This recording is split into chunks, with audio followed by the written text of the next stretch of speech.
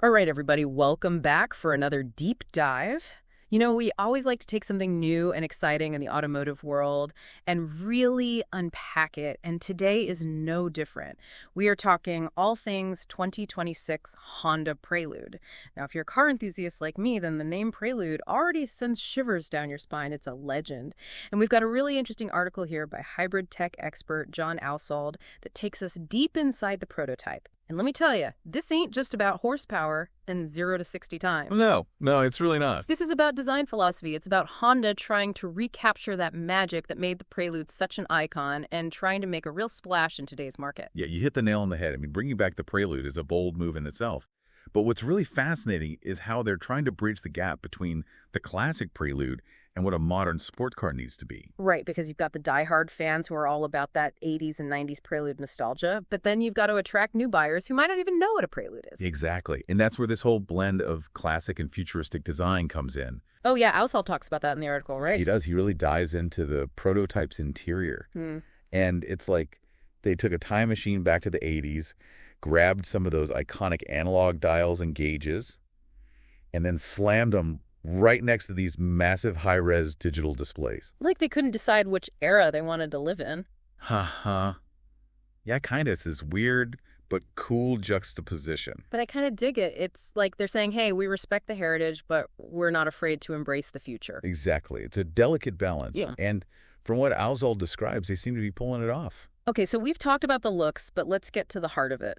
What's powering this beast? What's under the hood? Well, that's where things get a little mysterious. Honda's playing their cards close to the chest on this one. Classic Honda. Right. They haven't officially revealed the powertrain details yet, but the rumor mill is churning. Oh, I bet it is. There's a lot of talk about hybrid technology being a strong possibility. You know, combining a gas engine with an electric motor. Makes sense, right? Yep. Balance that power with some efficiency. Yep. Exactly. Plus, it plays into Honda's push for electrification. You know, they've been making big moves in that direction. And let's be real, a hybrid Prelude would turn some heads. Oh, absolutely. It'd be a statement. But there's also whispers of a fully electric Prelude. Now, that would be a game changer. Right. I mean, we're seeing more and more sports cars going electric, but a fully electric Prelude, that's a bold move. It would be a huge departure from the Prelude's past. But hey, maybe that's exactly what they need to do to really make a statement. Yeah, break the mold, shake things up. And Ausold makes a good point in the article about how Honda needs to strike this balance. You know, they got to deliver the performance that Prelude fans expect. But they also need to be mindful of efficiency and, you know, the direction the industry is heading. It's a tightrope walk, for sure. Okay, so we've touched on the outside and the maybe powertrain, but what about the inside? What's the actual experience of being in this prototype? Well, from what Ausold describes, it sounds like they're laser focused on the driver. As they should be, right? Absolutely, it's a sports car after all. He talks about the seats being these super sporty sculpted buckets that just hug you in place. Oh, man, I love that feeling. Right. And everything in the cockpit is supposed to be ergonomically designed within easy reach, so you can really focus on the driving. That's key in a sports car. You want that connection. Exactly. And he also mentions that they haven't skimped on the materials either. Think high-quality leather, suede, maybe even some carbon fiber accents. Ooh, sounds fancy. Yeah, they're going for that premium sporty vibe. Makes sense. Got to compete with the best. Exactly. But here's what I find really interesting, and Ausold touches on this too. The Prelude isn't just about raw performance. It seems like they're emphasizing comfort and practicality as well. Yeah, he actually mentions that the back seat is surprisingly spacious for a sports car. Really now? Yeah, which is pretty rare. You know, most sports cars, those back seats are just for show. Right, just a place to throw your gym bag. Exactly. But it sounds like Honda's trying to make the Prelude a bit more versatile. Something you could actually use every day, not just for weekend joyrides. I can already hear the marketing tagline, the Prelude. It's not just a sports car, it's your everyday escape. Yeah, something like that. But let's be honest, practicality only gets you so far. At the end of the day, this is a sports car, it has to perform. Oh, absolutely. And it's going up against some stiff competition. No doubt about it. The Mazda MX-5 Miata, the Toyota GR86, the Nissan Z, these are all heavy hitters in the sports car world. Yeah, each with their own dedicated fan base. So Honda's got their work cut out for them. They do. They can't just rely on the Prelude name alone. They got to deliver a car that can truly compete. So how do they do that? What are Honda's secret weapons in this sports car showdown? Well, I wouldn't say they're secret weapons, but Ausold does point out a few key areas where Honda is aiming to outshine the competition. First off, there's the design we've talked about, that already this blend of classic and futuristic elements. It's something unique. It could really give them a visual edge. Yeah, I mean, it's definitely eye-catching. It's like they're trying to capture the best of both worlds. That timeless sports car silhouette with a modern tech-forward twist. Exactly. It's a bold move and could pay off. But looks aren't everything, right? What about the actual driving experience? Well, that's where things get really exciting. Honda's been putting the prototype through its paces on the track, and early reports suggest that it's shaping up to be a seriously thrilling car to drive. Ooh, now you've got my attention. They're focusing on things like precise steering, responsive handling, that feeling of being connected to the road. That's what it's all about, right? Exactly. It's about creating a car that's not just fast, but also engaging and fun to drive. A car that makes you feel something. Absolutely. And Honda has a knack for doing just that. Okay, so we've got the looks, the potential for serious performance, but what about safety? Oh, that's a given. Honda's always been a leader in safety technology, and the 2026 Prelude is no exception. Alsalt goes into detail about all the safety features they're packing into this car. It's got a super strong body structure, advanced airbags, all the latest driver assistance systems, you name it. So it's not just about pushing the limits of performance, it's also about pushing the limits of safety. Exactly. They want you to feel confident and secure behind the wheel, even when you're pushing the Prelude to its limits. Okay, so we've got the looks, we've got the tech, we've got the safety features, and the potential for a truly exhilarating driving experience. But there's one crucial question we haven't answered yet. How much is all of this going to cost? Ah, yes, the million-dollar question. Uh-huh. And unfortunately, Honda's still keeping that information tightly under wraps. Figures. But Alsol does offer some educated guesses based on, industry trends and the expected trim levels. He believes that Honda will aim for a price range that's competitive with its rivals, while still positioning the Prelude as a premium offering.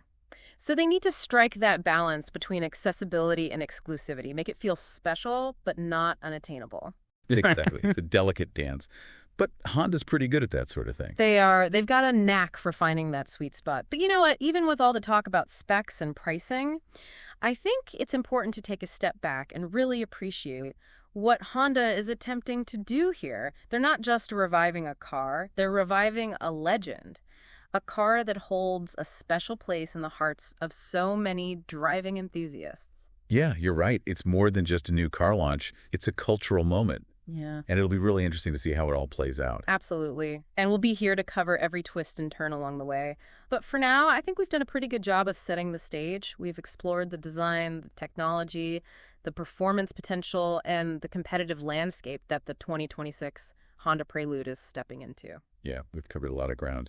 And I think we've given our listeners a lot to think about. But this is just the beginning, folks. We're just getting warmed up. That's right. We've got a lot more to dig into. So buckle up, because in the next part of our deep dive, we're going to really get into the nitty-gritty. We're going to talk trim levels, packages, potential pricing, and maybe even some speculation about what the driving experience will actually feel like. That's right. We're going to paint you a picture so vivid, you'll practically be able to smell the leather and hear the engine roar. Can't wait. So stay tuned, folks. This is going to be good. Yeah, it really is a fascinating story. We have this whole revival of a legend. It is, and I think Honda knows they've got a lot to live up to with this one. I mean, the Prelude name carries some serious weight in the car world. Oh, absolutely. There's a whole generation of car enthusiasts who have this almost mythical image of the Prelude in their minds.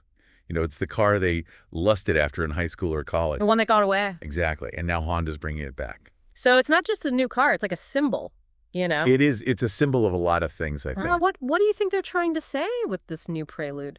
Well, I think on one hand, it's a statement about Honda itself.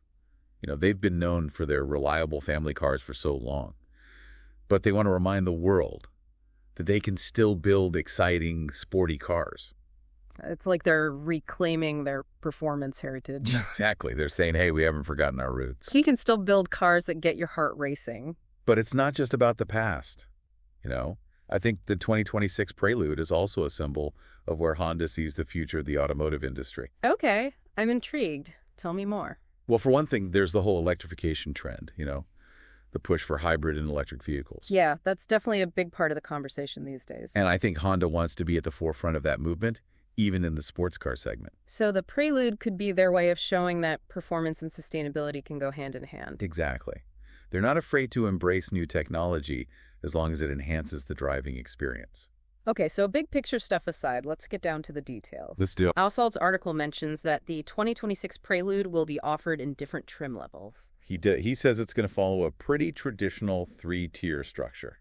Okay, classic, good, better, best scenario. Exactly. You've got your base model, your sport model, and then the top-of-the-line touring model. Okay, so walk me through it. Let's start with the base model. What's that all about? Well, even the base model is expected to come with a pretty decent amount of punch. Yeah.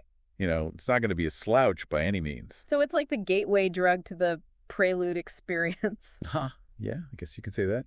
It'll have a solid engine, a well-designed interior, and all the essential tech features you'd expect in a modern car. Okay, sounds like a good starting point, but what if I want to kick things up a notch? Then you step up to the sport trim, my friend. All right, Mr. Sport Trim, tell me what I'm getting. Well, as the name suggests, the sport trim is all about enhancing the performance. Give me the good stuff. You're going to get a more powerful engine, for sure. A sport-tuned suspension for tighter handling. Upgraded brakes for better stopping power. Okay, starting to sound good. And, of course, some visual cues to set it apart from the base model. You know, maybe some sportier wheels, a more aggressive body kit, that sort of thing. Ooh, yeah, gotta look the part. Exactly. Okay, I'm sold on the sport trim, but now I'm curious, what about the touring model? Ah, the touring model. That's where Honda pulls out all the stops? Money is no object. I want the ultimate Prelude experience. Then the touring is for you, my friend. Think premium leather upholstery, a top-of-the-line sound system, all the advanced safety features you can imagine, and maybe even all-wheel drive for added grip and stability. Whoa, now we're talking. It's the Prelude for those who want the best of the best. No compromises. The no-holds-barred experience. Exactly. Okay, so 3 trim levels to choose from, but Alsalt also mentioned something about packages. He did. He said Honda's going to offer a few different packages to let buyers further customize their Prelude. Okay, so like optional extras you can add on. Exactly. There's going to be a performance package for those who want to maximize the car's sporty potential. A technology package for those who love the latest gadgets and gizmos. Gotta have that big touchscreen. And, of course, a premium package for those who want to add a touch of luxury. Ooh, yeah. Pamper me. So, yeah, plenty of options to choose from. You can really tailor the Prelude to your specific tastes. Okay, I'm liking the sound of this, but let's talk about the elephant in the room. The price tag. Exactly. Do we have any idea how much this dream machine is going to cost? Well, Honda's being tight-lipped about official pricing for now, but Alsol does offer some educated guesses in his article. Hit me with it. He predicts that the base model will probably start somewhere in the mid-$30,000 range, Okay, not too bad. but then the fully loaded touring trim could push close to $50,000. Yeah, that's a bit more of a commitment. It is, but it's still in line with the pricing of its competitors. Yeah. You know, the Miata, the GR86, they're all in that ballpark.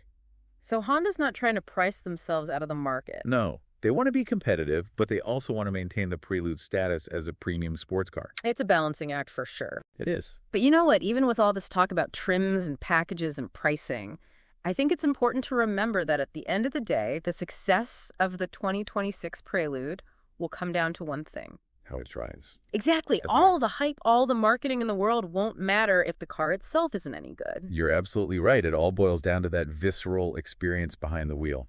So what do you think? What kind of driving experience is Honda aiming for with this new Prelude? Well, based on what Ausalt's written, and knowing Honda's reputation for building driver-focused cars, I think they're going for a balance between thrills and refinement. Okay. I like the sound of that. Tell me more. I think they want a car that's equally at home on a winding mountain road as it is on a long highway cruise. So a car that can handle the daily grind, but also come alive when you want to have some fun. A car that's both engaging and comfortable. A true all-rounder. Exactly. Okay, but let's get specific. What will it actually feel like to drive this thing? All right, so imagine this. You slide into the driver's seat of the 2026 Prelude. The leather is soft and supple. The smell of a brand new car fills the air. You grip the steering wheel, it feels perfect in your hands. You press the start button and the engine roars to life. You can feel the power thrumming beneath you. Okay, I'm getting goosebumps. You put the car in gear and pull away. The steering is precise and responsive. The car feels light and agile. You hit the gas and the engine sings this beautiful song. It's not just noise, it's music to your ears. I can hear it now. You take the car through a series of corners. The suspension is firm but forgiving. The car grips the road like a cheetah chasing its prey. This is getting good. You push the car harder and harder, and it just begs for more. It's like it's reading your mind, anticipating your every move. Man, you're really painting a picture here. And then you hit a long, straight stretch of road. You floor it, and the car just takes off. The wind rushes past your ears. The scenery blurs by. You feel alive. You feel free. Wow. Okay, I need to drive this car. Right? It's an experience. Yeah. It's not just transportation. It's a connection between you and the machine. Exactly. Yeah. And that's what Honda's always been so good at creating. That emotional bond between car and driver. It's what sets them apart. Okay, so we've talked about the trims, the packages, the potential price range, and even the emotional experience of driving the 2026 Prelude. But now I want to shift gears a little bit and talk about the marketing. Okay, interesting angle. How do you think Honda's going to position this car in the market? It's a tough challenge, right? It is. They need to appeal to the nostalgia of the old-school Prelude fans, but they also need to attract a new generation of buyers. Right, people who might not even know what a Prelude is. Exactly. So they need to walk this tightrope between heritage and innovation. And they need to do it in a way that cuts through all the noise in the automotive market. It's a crowded space out there. It is. There are a lot of great sports cars vying for attention. So how do they make the 2026 Prelude stand out? That's the million-dollar question. I think they'll probably lean heavily on the heritage angle. You know, emphasize the Prelude legacy of performance and innovation. Yeah, play up that nostalgia factor for sure. But they also need to highlight what makes this new Prelude different. The technology, the modern design, the potential for fuel efficiency if they go with a hybrid or electric powertrain. So it's a delicate balancing act. It is, but I think Honda's up to the challenge. They've got a good track record. They do. But let's be real, even with the best marketing in the world, the car has to deliver. Exactly. All the hype, all the fancy ads won't matter if the 2026 Prelude isn't a great car to drive. You're 100% right. It all comes down to that. The driving experience. So, based on everything we've learned so far, do you think the 2026 Honda Prelude has the potential to be a true game changer? That's a tough question. But I'm going to say yes. I think it does have the potential. Yeah, I do. Honda has a history of surprising people. They're not afraid to push boundaries to innovate. And with the Prelude, it seems like they're tapping into that same spirit that made the original models so iconic. So they're not just resting on their laurels. No, they're not. They're swinging for the fences. I like it. But like you said earlier, it's a crowded market out there. The Miata, the GR86, the Nissan Z, these are all established players with their own strengths. They are. It's a tough crowd. So what do you think will be the Prelude's key differentiator? What will make it stand out from the pack? Well, I think a few things. First, that unique blend of classic and futuristic design. It's something different. It's eye-catching. Second, the potential for a hybrid or electric powertrain. That would give it a real edge in terms of fuel efficiency and, environmental friendliness. Yeah, that's a big selling point these days. It is. And third, I think Honda's hoping to recapture that intangible feeling, that emotional connection between car and driver that made the original Prelude so special. That feeling of being one with the machine. Exactly. If they can deliver on that promise, I think the 2026 Prelude has a real chance to make a splash. It's a tall order, but I think they can do it. Me too. It's going to be fascinating to see how it all plays out. It is. Will the 2026 Honda Prelude live up to the hype? Will it reestablish Honda as a major player in the sports car market? Or will it be overshadowed by its more established rivals? Only time will tell. Only time will tell. And we'll be here to cover every twist and turn along the way. But for now, I think we've done a pretty thorough job of unpacking this exciting new development in the automotive world. We've explored the design, the technology, the performance potential, the competition. Even the marketing strategy. Yeah, we've covered a lot of ground. And I think we've given our listeners a lot to think about. Definitely food for thought. But this is just the beginning, folks. We're just getting warmed up. That's right. We've got one more part to go. And the final part of our deep dive, we're going to really get into the nitty-gritty. We're going to talk about the things that really matter to car enthusiasts. Like what? Like how the 2026 Prelude will actually drive. What it will feel like to be behind the wheel. We're going to talk about the driving dynamics, the handling, the performance. And we'll speculate on whether or not Honda has truly created a worthy successor to the legendary Prelude name. That's right. We're going to dive deep into the heart and soul of this car. Can't wait. So stay tuned, folks. You won't want to miss it. It's a tough one for sure. I mean, they can't just rehash the old marketing campaigns. Right. Those cheesy 80s ads wouldn't exactly fly today. No, they wouldn't. But I think they can definitely tap into that nostalgia. Play up that heritage angle. Yeah, emphasize the Prelude's history of being a trendsetter, a car that was ahead of its time. The original sporty coupe. Exactly. Yeah. But they also need to make it clear that this new Prelude is a thoroughly modern machine. Packed with the latest technology and features. Right. Highlight that big, beautiful touchscreen, the advanced driver assistance systems. Maybe even play up the fuel efficiency if they go with a hybrid or electric powertrain. Yeah, that's a big selling point these days. Definitely, especially with gas prices being what they are. Right. So they need to strike that balance between heritage and innovation. Appeal to both the old guard and the new generation of car buyers. It's a tightrope walk for sure. But at the end of the day, it all comes down to the driving experience. You're absolutely right. All the marketing hype in the world won't matter if the car itself isn't any good. It has to deliver. It has to live up to the Prelude name. Exactly. So based on everything we've learned from Ausold's article, do you think the 2026 Honda Prelude has the potential to be a true game changer? It's hard to say for sure until we actually get behind the wheel. Right. We're all just speculating at this point. We are, but I got to say I'm optimistic. Yeah, me too. I think Honda's onto something here. They've got a good track record of building great cars. And they seem to be really putting their heart and soul into this new Prelude. They are.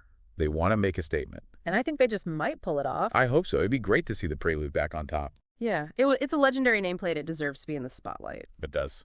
Well, folks, that's about all the time we have for today's deep dive. We've covered a lot of ground, haven't we? We've explored the design, the technology, the performance potential. The competition, the marketing strategy. And, of course, the all-important driving experience. Yeah, we've really gone deep on this one. We have, and I think we've given our listeners a lot to think about. Definitely food for thought. But as always, we want to hear from you, our listeners. What are your thoughts on the 2026 Honda Prelude? Are you excited about its return?